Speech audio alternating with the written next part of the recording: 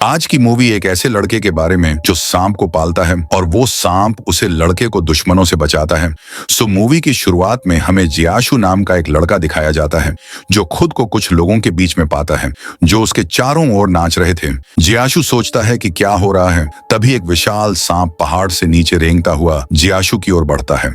जैसे ही सांप उसे पर हमला करने वाला होता है, जियाशु अपने चाचा के साथ नाव पर जागता है जो मछली पकड़ रहे थे। जागने के बाद जियाशु डेरा हुआ है और अपने चाचा से पूछता है कि पूरा क्षेत्र धुंधला क्यों है। उसके चाचा उसे चिंता नहीं करने के लिए कहते हैं, लेकिन जब जियाशु देखा है कि वह एक अजीब द्वीप के पास है तो जियाशु पूछता है कि क्या यह वही प्रसिद्ध द्वीप है जिसके बारे में उसने हमेशा सुना है। हालांकि उसके चाचा ने उसे बताई है कि इस क्षेत्र की कहानियां झूठी हैं। जियाशु अभी भी डरा हुआ है और चारों ओर देखता है तो उसे पता नहीं चलता है कि उसके पास से अभी अभी एक बड़ा सांप गुजरा है। जियाशु को अंततः पानी के अंदर कुछ दिखाई देता है, जबकि उसके चाचा यह देखने के लिए जाल खींचते हैं कि क्या उसमें मछली फैंसी है या नहीं। जब जियाशु अपने चाचा को कुछ कह पाता तब तक बहुत देर हो चुकी थी और जियाशु के चाचा को पानी में खींच लिया जाता है। जियाशु के चाचा कहते हैं कि यहाँ से जाना होगा। जैसे ही वे जाने के लिए तैयार होता है, जियाशु नोटिस करता है कि वह पाइथन नामक एक खतरनाक द्वीप के करीब है। जब वे अपने चाचा को इस बारे में बताता है तो चाचा डर जाता है और तुरंत जाने का फैसला करता है। हालांकि जब वह पीछे मुड़कर देखा है तो जियाशु नाव पर नहीं है। इससे वह हैरान रह जाता है और वह जियाशु को खोजने की कोशिश करता है। दुर्भाग्य से एक बड़ा सांप जो उन्हें घूर रहा था, जैसे ही सांप उसे डरता है वह आदमी जल्दी से अपनी नाव लेकर निकल जाता है और जियाशु के माता पिता को यह बात बताता है कि उनका बेटा गायब है। हालांकि राहुल की मां डरी हुई दिखती है क्योंकि उसने द्वीप की कई कहानी सुनी है। उसके पिता और चाचा जियाशु को ढूंढने के लिए निकल जाते हैं। दूसरी ओर जियाशु धीरे धीरे द्वीप में चलता है। जियाशु यह देखा है कि उसे यहाँ कुछ मिल सकता है। चलते समय वह गिर जाता है और उसे लगता है कि कोई उसका पीछा कर रहा है। हालांकि जब वह पीछे मुड़ता है तो उसे कुछ नहीं दिखता और इससे उसे राहत महसूस होती है। हालांकि इससे पहले कि वह आगे बढ़ सके वह एक जंगल में फंस जाता है और खुद को पिंजरे के अंदर पाता है। इस बीच जियाशु के माता पिता और चाचा को गांव के सरपंच ने द्वीप पर जाने से रोक दिया। वह आदमी उन्हें वहां जाने की चेतावनी देता है क्योंकि उसने वहां लोगों के मारे जाने की कहानियां सुनी हैं। सरपंच ने कहा कि पुरानी कहानियों के आधार पर यदि कोई द्वीप को परेशान करता है तो पूरे गांव को मरना पड़ेगा। जियाशु के पिता का कहना है कि वह अपने बेटे को द्वीप पर नहीं छोड़ सकते और झाओ नाम का एक आदमी उसका समर्थन करता है। झाओ द्वीप पर कुछ कीमती पौधे चुराने जा रहा है। जैसा कि सरपंच ने कहा, द्वीप पर जाना और पूरे गांव का मरना निश्चित है। झाओ ने कहा कि यह देखकर दुख होता है कि लोग अभी भी अंधविश्वास में विश्वास करते हैं। इससे पहले कि सरपंच और कुछ के पाता, झाओ जियाशु के परिवार को लेकर गांव से बाहर निकल जाता है ताकि वह द्वीप की ओर जा सके। जब वे वहां पहुंचते हैं, झाओ गुप्त रूप से अपने दोनों लड़कों से कहता है कि मूल्यवान चीज की तलाश करें जो अमीर बना सके, जबकि जियाशु के माता पिता और चाचा उसकी तलाश में व्यस्त हैं। झाओ के लड़कों में से एक को सांप के अंडे मिले और वह अपने मालिक को दिखाने के लिए उनमें से कुछ ले जाता है। झाओ को इससे कोई दिलचस्पी नहीं है क्योंकि सांप के अंडे की कोई कीमत नहीं है और दोनों लड़कों को इधर उधर देखते रहने के लिए कहते हैं तो उसे एक फूल दिखाई देता है क्योंकि यह कुछ मूल्यवान चीज लगती है। अपने एक लड़के को फूल तोड़कर उसके पास लाने के लिए कहता है। अंडे तोड़ने के बाद लड़का फूल को काटने की कोशिश करता है, लेकिन यह बहुत कठिन लगता होता है। लेकिन एक विशालकाय सांप उसे देख लेता है और तुरंत उसे मार देता है। जियाशु के माता पिता द्वीप के दूसरी ओर से उसकी चीखें सुनते हैं, लेकिन झाओ इसके बारे में चिंता नहीं करने के लिए कहता है क्योंकि यह संभव कुछ भी नहीं है। थोड़ी देर इधर उधर घूमने के बाद जियाशु की मां को अपने बेटे का एक जूता मिलता है। जैसे ही वह अपने पति को जियाशु का जूता दिखाती है, एक विशालकाय सांप उनकी ओर आते हुए देखता है, इसीलिए वह अपनी पत्नी की रक्षा करता है। हालांकि सांप पीछे नहीं हटता है और उनका पीछा करते हुए वह सभी एक अंधेरी गुफा में पहुंचे जाते हैं। झाओ और अन्य लोग डरे हुए दिखते हैं क्योंकि वह नहीं जानते कि वह अभी कहाँ है। लेकिन थोड़ी देर घूमने के बाद जियाशु के चाचा कुछ चीजों को पहचान लेते हैं। फिर उन्हें बताया कि ऐसा लगता है कि वह सांप देवता के मंदिर में है।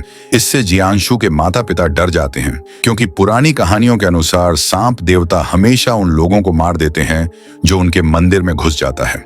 हालांकि झाओ का कहना है कि कहानी फर्जी और उन्हें इधर उधर देखते रहना चाहिए। तभी जियांशु अपने पिंजरे के अंदर जाता है जो गुफा में है। जैसे ही वह अपने माता पिता की आवाज सुनता है, जियांशु उन्हें पुकारने लगता है। उसके माता पिता उसकी आवाज सुनकर चौंक गए, लेकिन जब उन्होंने उसकी आवाज सुनी तो वे अंततः अपने बेटे को बचाने में सफल हो गए। इस बीच झाओ अपने दूसरे लड़के को मंदिर के अंदर एक पेड़ की जांच करने के लिए ले जाता है जिस पर कंकाल है। झाओ कहता है कि उन्हें यकीन है कि इससे कुछ पैसा मिल सकता है।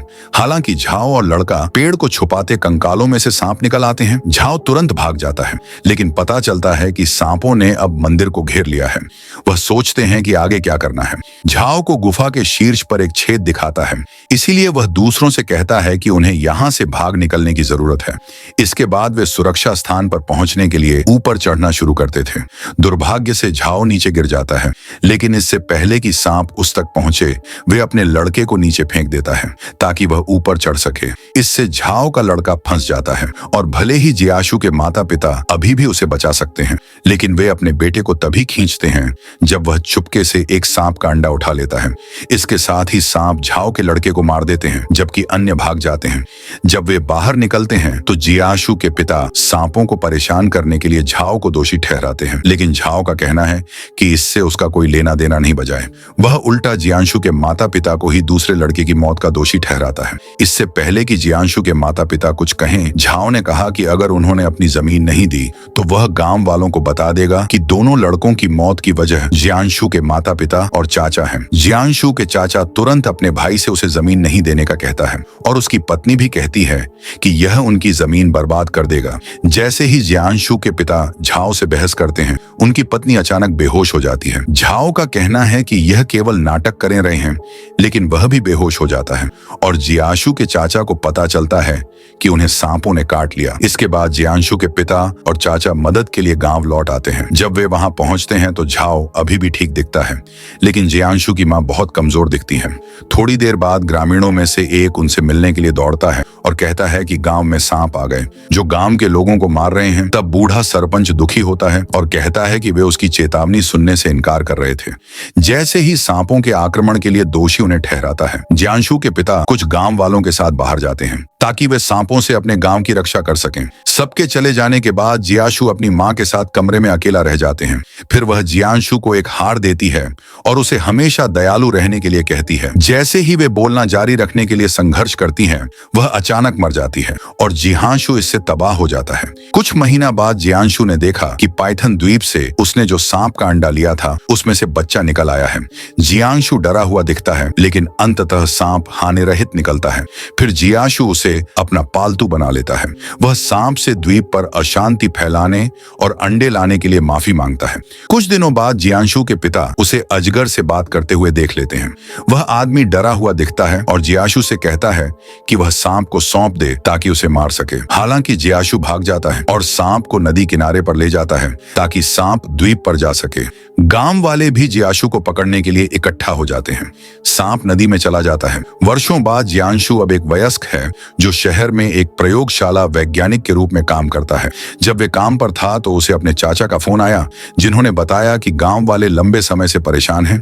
उन्होंने कहा कि जो लोग सांपों को मारते हैं या मारे गए सांपों को खाते हुए वे बीमार पड़ रहे हैं। जियांशु यह सुनकर हैरान हो जाता है, लेकिन वह अपने चाचा से कहता है कि जब भी वह व्यस्त होगा गांव का दौरा करेगा और देखेगा कि वह क्या मदद कर सकता है। अगले दिन जियांशु कंपनी में मीटिंग करता है जहां में काम करता है। मीटिंग के दौरान उनके बॉस के सहायक द्वारा कहा जाता है कि उन्हें एक सुनहरी घास मिली है जो उनकी कंपनी को आगे बढ़ाने में मदद करेगी। जैसे ही आदमी बताता है कि यह घास पायथन द्वीप पर है, जियांशु हैरान रह जाता है क्योंकि वह जानता है कि यह खतरनाक जगह है। इसके बावजूद उन्होंने द्वीप पर जाने का फैसला किया और एक वैज्ञानिक को नियुक्त किया जो टीम का नेतृत्व करेगा। उनके बॉस ने यह भी बताया कि उनकी बेटी लिली भी इस यात्रा में सहायक के रूप में उनके साथ शामिल होगी। कुछ दिनों बाद जियांशु काफी समय बाद पहली बार अपने गांव में पहुंचता पहुंचता है। वह अपने चाचा को भी देता और महसूस करता है कि गांव के लोग वास्तव में सांपों को मारने और खाने की आदत के कारण प्लेग से पीड़ित हैं। फिर जियाशु के पिता उसे देखते हैं और गांव में उसका स्वागत करते हैं, लेकिन वह कोई प्रतिक्रिया नहीं देता क्योंकि उसने अभी भी उसे अजगर को वापस सौंपने के बारे में माफी नहीं मांगी। वे इस बात से भी नाराज है कि उसके पिता ने वर्षों तक गांव वालों को सांपों को मारने से रोकने की कोशिश की। अगले दिन जियाशु की बांस अपने सहायक के साथ गांव में आती है ताकि गांव वालों को द्वीप पर जाने से मना सके। अधिकांश गांव वाले द्वीप पर जाने से मना कर देते हैं, लेकिन झाओ, जो गांव का नया सरपंच है, कहता है कि इससे गांव वालों को कोई समस्या नहीं है। झाओ ने कहा कि वह एक बार इस द्वीप पर गया था और वापस भी आया और उन्हें यकीन है कि वहां जाने में कोई समस्या नहीं है। जियाशु यह कहकर गांव वालों को समझाने की कोशिश करता है कि उसे लगता है कि बीमारी द्वीप पर मौजूद सांपों से जुड़ी है। जियाशु कहा कि अगर वह वहां पहुंचेंगे तो बीमारी के इलाज का पता कर सकता है। इसके बाद झाओ ने कहा कि वह भी द्वीप पर जाएगा। जियाशु के पिता कहते हैं कि वह भी जाएंगे, जिससे जियाशु हैरान रह जाता है, लेकिन जियाशु कुछ नहीं कहता। उसे रात बाद में लिली जियाशु को बाहर बैठा देखती हैं, इसलिए वह पूछती है कि क्या उसके साथ कुछ गड़बड़ है। जियाशु ने बताया कि वह प्लेग बीमारी के लिए खुद को दोषी ठहराना बंद नहीं कर सकता, क्योंकि अगर वह कभी द्वीप पर नहीं गया होता तो उसकी मां मरती नहीं और कोई भी बीमार नहीं होता। अगले दिन झाओ जियाशु के मालिकों को नदी किनारे पर ले जाता है, जहां वे द्वीप पर जाने के लिए नावों पर सवार होते हैं। जब वे वहां पहुंचते हैं तो जियाशु देखता है कि टीम के कुछ सदस्यों के पास हथियार है, इसलिए जियांशु इसके बारे में पूछता है। लिली की मां बताती है कि यह सिर्फ एक रक्षा के लिए है। जियाशु को इस पर भरोसा नहीं है, लेकिन वह कुछ नहीं कहता है। थोड़ी देर बाद वे सभी द्वीप पर पहुंच जाते हैं और बांस का सहायक वहां मौजूद फूलों को देखकर आश्चर्यचकित हो जाता है और कहा कि यहाँ और भी अधिक मूल्यवान पौधे हैं, क्योंकि उसने एक बार सुना था कि वहां रहने वाली अंतिम जनजाति खुद को अमर बनाने के लिए विशिष्ट फूलों का उपयोग करती थीं। तभी वह सभी उसे मूल्यवान घास को ढूंढना शुरू कर देते हैं जो उन्हें चाहिए। झाओ के लोगों में से एक ने एक फूल देखा जो उसे आकर्षित करता है। अपने बॉस से पूछता है कि क्या वे अपने साथ ले चले सकते हैं। झाओ उसे कहता है। हालांकि इससे पहले कि वह फूल काट सके, वह फूल उसे पर हमला कर देता है और इसका सिर खा जाता है। जैसे ही वह चिल्लाता है, सभी लोग डर जाते हैं और देखते हैं कि अन्य फूल भी उन पर हमला करने की कोशिश करते हैं। सभी को सुरक्षित करने के लिए जियांशु उन्हें जल्दी से पास की एक गुफा में छुपाने के लिए कहता है। जैसे ही वह गुफा में प्रवेश करते हैं, लिली की मां को वे सुनहरी घास दिखती है जो उन्हें चाहिए, जिससे वह प्रश्न होती है और अपने सहायक से कहती है कि जो उन्हें चाहिए था वह मिल गया। हालांकि जब वह उसे घास को उखाड़ने की कोशिश करती है तो उन्हें सुनाई देता है कि गुफा में दरारें पड़ने लगी, इसीलिए वह उसे घास को छोड़ देती है। इसके बाद उसका सहायक बताता है कि ऐसा लगता है कि घास किसी अजीब तरीके से द्वीप तंत्र से जुड़ी हुई है। उसने कहा कि उसे किताब से यह भी पता चला कि द्वीप पर घास का राजा भी है। लिली की मां तब कहती हैं कि उन्हें घास के राजा को खोजने की जरूरत है ताकि वे अमृता के रहस्य का पता लगाने की कोशिश कर सकते हैं। जियांशु यह सुनकर चौंक जाता है, लेकिन इससे पहले कि वह कुछ कहे, उन सभी पर फिर से फूलों द्वारा हमला कर दिया जाता है। भागते समय लिली और जियाशु बाकी लोगों से अलग हो जाते हैं जो अब सांप मंदिर के अंदर हैं। वहां लिली की मां को पता चलता है कि उसकी बेटी गायब है, लेकिन इससे पहले कि वह सभी को उसकी तलाश शुरू करने के लिए एक विशाल सांप मंदिर में प्रकट होता है और उन पर हमला करता है। सौभाग्य से वे सभी सुरक्षित बच जाते हैं और सांप फंस जाता है। दूसरी तरफ जियांशु एक सुनहरे अजगर को देखते हैं जो जियांशु को माथे को चूमने लगता है। यह सब लिली देखती है। जियांशु को एहसास होता है कि यह वही अजगर है जिसने उसे पाला था। फिर वह लिली को नहीं डरने के लिए कहता है, लेकिन जब सांप लोगों को इधर उधर भागते हुए सुनता है तो वह भाग जाता है और वहां से चला जाता है। जब जियांशु और लिली घूम रहे थे तो उन्हें दीवार पर कुछ अजीब चित्र देखे, जिसमें उन जनजातियों की भाषा भी शामिल थी जो द्वीप पर रहती थी। उन दोनों ने जनजातियों के बारे में पढ़ा है, इसलिए जियांशु ने कुछ चित्रों को जनजातियों के संदेश के रूप में बताइए, जिसमें बताया गया है कि वह कैसे अमर हो गए। पता चलता है कि द्वीप पर उल्कापिंड गिरने के बाद उसके चारों ओर सुनहरी घास उगने लगी। जब जनजातियों के लोगों को एहसास हुआ कि यह पौधे उन्हें अमर बना सकते हैं, तो उन्होंने तब तक खाना शुरू कर दिया जब तक उनका आधा शरीर सांप और आधा शरीर घास का नहीं बन जाए। दूसरी तरफ लिली की मां और अन्य लोग देते हैं कि घास का राजा वास्तव में मंदिर के अंदर है। जैसे ही वह उसे छूने की कोशिश करती है, ये सोचकर कि यह एक मूर्ति है, पौधा अचानक जीवित हो जाता है और सभी पर हमला कर देता है। वे सभी फिर से भाग जाते हैं और अंततः लिली और जियांशु को ढूंढने लेते हैं। लिली अपनी मां को फिर से देखकर खुश होती है और वह बताती है कि उसने और जियांशु ने अभी अभी एक सुनहरा अजगर देखा है। लिली की मां फिर से अपने सहायक से पूछती है कि क्या अजगर घास से संबंधित है। जब वे इसकी पुष्टि करता है तो लिली की माँ झाओ और उसके आदमी को अजगर को जीवित पकड़ने के लिए कहती है। जियाशु को यह पसंद नहीं है क्योंकि वह उसके पालतू जानवर को मार देंगे, लेकिन वह कुछ नहीं कर सकता। हालांकि झाओ भी डरा हुआ है। वह अजगर को ढूंढने लगते हैं। झाओ को काम के पैसे मिलते हैं। कुछ ही देर बाद वह गुफा के एक खाली कमरे में सुनहरे अजगर और विशालकाय सांप को ढूंढ लेते हैं।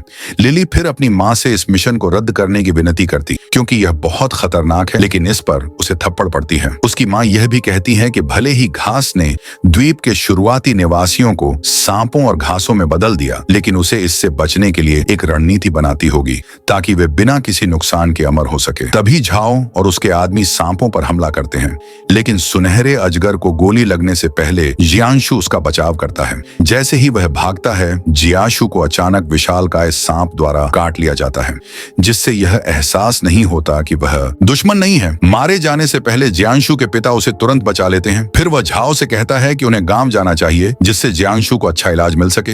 हालांकि झाओ का कहना है कि उन्हें इसकी परवाह नहीं है। इससे पहले कि जियाशु के पिता और कुछ कहे सुनहरा अजगर जियांशु को बचाने के लिए उसके पास रेंगता हुआ आता है।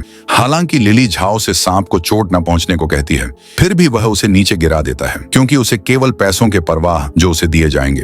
दुर्भाग्य के बॉस के सहायक ने बताया कि प्रवेश द्वार बंद है। झाओ फिर से कहता है कि वह अभी भी इसे मार सकता है। जियांशु उन्हें अजगर को ले जाने से रोकने के लिए दौड़ता है। इस बीच जैसे ही झाओ विशाल का हिसाब को मारने वाला होता है, वह उस पर और उसके आदमियों पर हमला कर देता है। इससे पहले कि वह लिली की ओर जाएगी, जियांशु उसे बचा लेता। फिर वे गुफा से बाहर निकलते हैं और सुनहरी घास देखते जियांशु तुरंत उसे उखाड़ देता है और अपने पास रख लेता है ताकि लिली की माँ उसे न पा सके। विशालकाय सांप अब फंस गया है। झाओ और उसके आदमी सुनहरे अजगर को बाहर लाते हैं। लिली की माँ कहती है कि वह ज्यादा देर तक नहीं दौड़ सकती क्योंकि वह बूढ़ी हो चुकी है। उसका सहायक उसे बताता है कि अगर वह अजगर का पित्त खा लेती है तो वह हमेशा जवान रहेगी। झाओ ये सुनता है और अजगर पर वार करने के लिए चाकू निकलता है, लेकिन जियांशु उसे लड़ने के लिए दौड़ता, लेकिन दुर्भाग्य से जियांशु लड़ाई हार जाता है। लेकिन अजगर झाओ को काट लेता है। जब वह मर रहा होता है, मदद की भीख मांग रहा होता है, तो जियांशु को याद आता है कि उसकी माँ ने हमेशा दयाल रहने के बारे में बताई है। इसलिए वह झाओ को खाने के लिए सुनहरी घास का हिंसा देखकर उसकी मदद करने का फैसला करता है। इस घास से झाओ और मजबूत हो जाता है और वह जियाशु पर फिर से हमला करता है। जियाशु के पिता और चाचा भी झाओ से लड़ते हैं, लेकिन झाओ उनकी पिटाई कर देता है। फिर अजगर झाओ का दबाने की कोशिश करता है। झाओ सुनहरे अजगर को काट लेता है और सांप को बहुत कमजोर कर देता है। इसके बाद झाओ कुछ अजीब हरकतें करने लगते हैं जो उसे अस्थिर बना देते हैं। तब जियांशु को एहसास होता है कि भीतर चित्र का एक हिस्सा जिसे वह समझ नहीं सकता। उससे पता चलता है कि प्राचीन जनजातियों के लोग वास्तव में सुनहरी घास को सांप के खून में मिलने के बाद मर जाते थे, क्योंकि यह वही है जो झाओ ने अनजाने में किया है। जियांशु को एहसास होता है कि वह भी मर सकता है इससे पहले कि उसके साथ कुछ घटित हो। झाओ बताता है कि गांव वालों में उसने बीमारी फैलाई है, इसलिए क्योंकि गांव वाली उसके प्रति वफादार रहें। जब जियांशु इस बात से हैरान होता है तो झाओ उसे पर हमला कर देता है। जियांशु के पिता तुरंत अपने बेटे की रक्षा करने के लिए फिर से आगे आते हैं, लेकिन झाओ उन्हें चाकू मारकर मार देता है। जियांशु रोने लगता है, लेकिन यह झाओ को दूसरा हमला करने पर नहीं रोक सकते। अचानक उसका चेहरा सुनहरी घास के प्रति बुरी तरह प्रक्रिया करना शुरू कर देता है और जब उसे पता चलता है कि घास के बारे में उसे झूठ बोला गया तो वह लिली की मां के सहायक पर हमला करने जाता है। फिर वह आदमी कबूल करता है कि उसने झूठ बोला क्योंकि वह लिली की मां से पैसे ऐंठना चाहता था। झाओ क्रोधित हो जाता है और उसे मार देता। जब वह फिर से जियांशु पर हमला करता है तो लिली की मां उसे दूर ले जाने की कोशिश करती है, लेकिन वह जाने से इनकार कर देती है। जब जियांशु को वह मारता है तो लिली ने उन पर तीर चलाया, लेकिन उसका निशाना चूक गया। इससे पहले कि वह और तीर चलती झाओ अंततः जियांशु को गोली मार देता है और वह जमीन पर गिर जाता है। लिली तुरंत उससे मिलने दौड़ती और उसकी छाती पर 2-4 बार करने के बाद में जाग जाता है। तब उसे एहसास होता है कि गोली उसे हार को छू गई जो उसकी मां ने मरने से पहले दिया था। जैसे ही वे लिली और उसके चाचा के साथ फिर से खड़ा होता है, झाओ उसे फिर से गोली मारने की कोशिश करता है, लेकिन इससे से पहले कि वैसा कर पाता, विशालकाय सांप उसे खा जाता है और खुद को जमीन पर पटक देता है। इससे भूकंप आ जाता है और क्षेत्र के कुछ पेड़ पौधे गिर जाते हैं। सौभाग्य से सुनहरा सांप जियांशु और अन्य लोगों के जाने का रास्ता साफ करने में मदद करता है। जैसे ही वे किनारे पर पहुंचते हैं, जियांशु देखता है कि सुनहरा सांप कितना कमजोर है। जियांशु के पास अभी भी कुछ सुनहरी घास बची हुई है। वह उसे खिलाने का फैसला करता है, लेकिन लिली की माँ उसे विनती करती है कि वह उसे दे दे, क्योंकि उसे एक दवा बनाने के लिए इसकी जरूरत है जो उसकी कंपनी को फेमस करेगी और उसके कर्ज का भुगतान करने में उसकी मदद करेगी। लिली अपनी माँ से कहती है कि वह स्वार्थी न बने। जियांशु भी कहता है कि वह उसे नहीं दे सकता, इसलिए वे अजगर को सुनहरी घास खिलाता है। अपनी ताकत वापस पाने के बाद जियांशु अन्य लोगों के साथ गांव में लौटता है और बीमारी को ठीक करने और उन्हें सांपों को मारने से रोकने में मदद करता है। इसी सस्पेंस के साथ मूवी समाप्त।